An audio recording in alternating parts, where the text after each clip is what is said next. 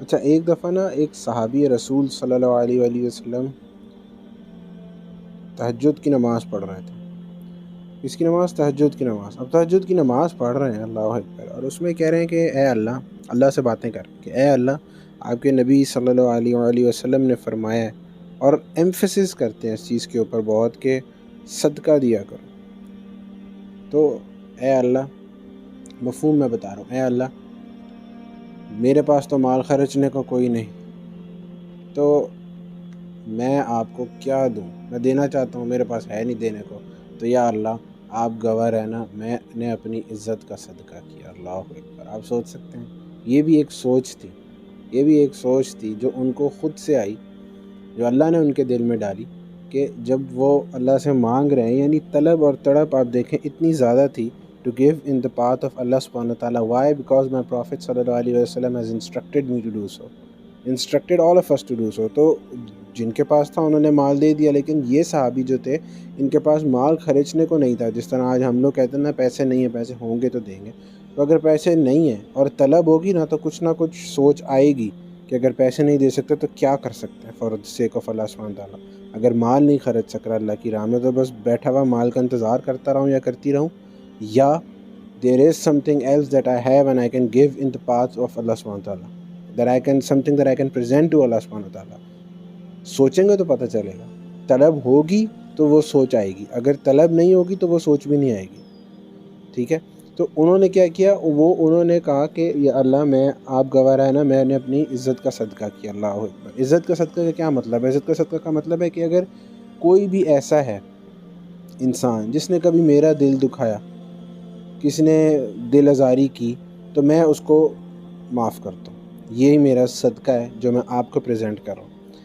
اللہ اکبر، اور اللہ سبحانہ تعالیٰ کو یہ چیز اتنی پسند آئی کہ نیکسٹ مارننگ جب فجر کی نماز ہوئی تو اس کے بعد اللہ کے نبی صلی اللہ علیہ وسلم نے فرمایا، مفہوم ہے کہ کل رات صدقہ کس نے کیا تھا؟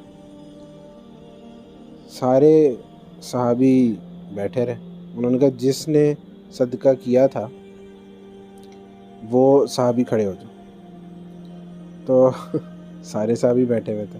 پھر اللہ کے نبی نے اس کو مزید واضح کیا کہ کل رات اپنی عزت کا صدقہ کس نے کیا تھا۔ اللہ اکبر، اینڈ دیٹ دا ٹائم جب وہ صحابی ایک دم سے کھڑے ہوئے اور انہوں نے کہا یا رسول اللہ، میرے پاس مال خرچنے کو کوئی نہیں تھا، تو مجھے مال لگانے کا شوق تو بہت زیادہ تھا، لیکن میرے پاس مال کوئی نہیں تھا، تو میں نے کہا کہ میرے پاس مال نہیں ہے تو میں اللہ تعالیٰ آپ کو اپنی عزت کا صدقہ کرتا ہوں۔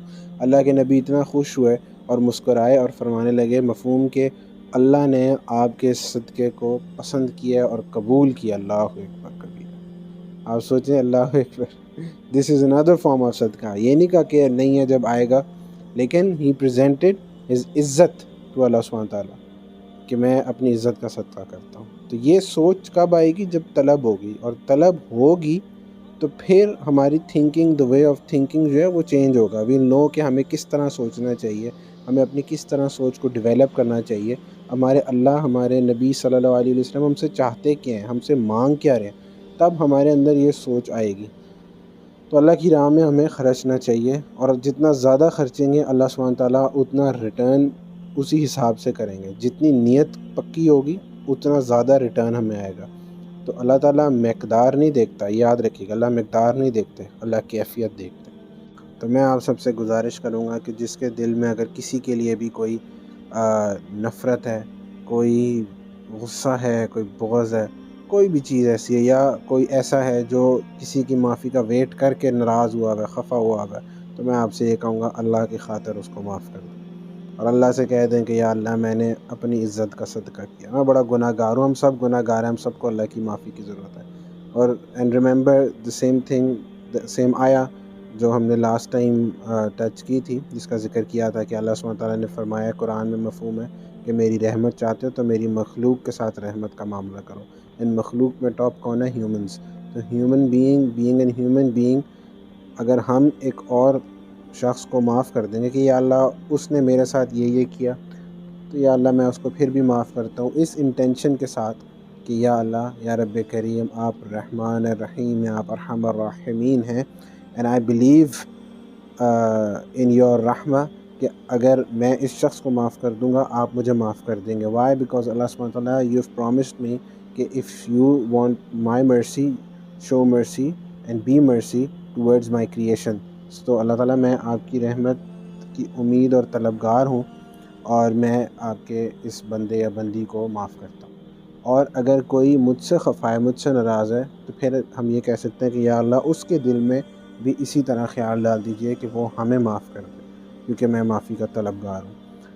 اور اس کو اگر ایک اور حدیث قدسی سے کنیکٹ کیا جائے تو اللہ تعالیٰ یہ بھی فرماتا ہے، مفہوم ہے کہ I am as my slave thinks of me. تو اللہ تعالیٰ I know that you're Rahman, you're Rahim, you're ارحم الراحمین. تو اللہ تعالیٰ اس لیے میں معاف بھی کر رہا ہوں اور میں آپ سے یہ دعا بھی کر رہا ہوں کہ آپ اس کے دل میں میرے لیے بھی معافی ڈالیں. اور یا اللہ، کیونکہ مجھے یقین ہے مجھے آپ کی رحمت کی بھی ضرورت ہے، اور I know کہ you've said and you've promised that I am as my slave thinks of me. تو یا رب کریم I know you're Rahman Rahim and you're of forgiving. آپ مجھے معاف کر دیں گے انشاءاللہ. تو اللہ تعالیٰ یقیناً اس کے دل میں بھی معافی ڈالیں گے دوسرے بندے کے، اور آپ کو بھی معاف کر دیں گے انشاءاللہ تعالیٰ. تو اللہ تعالیٰ سے کبھی مایوس نہیں ہونا.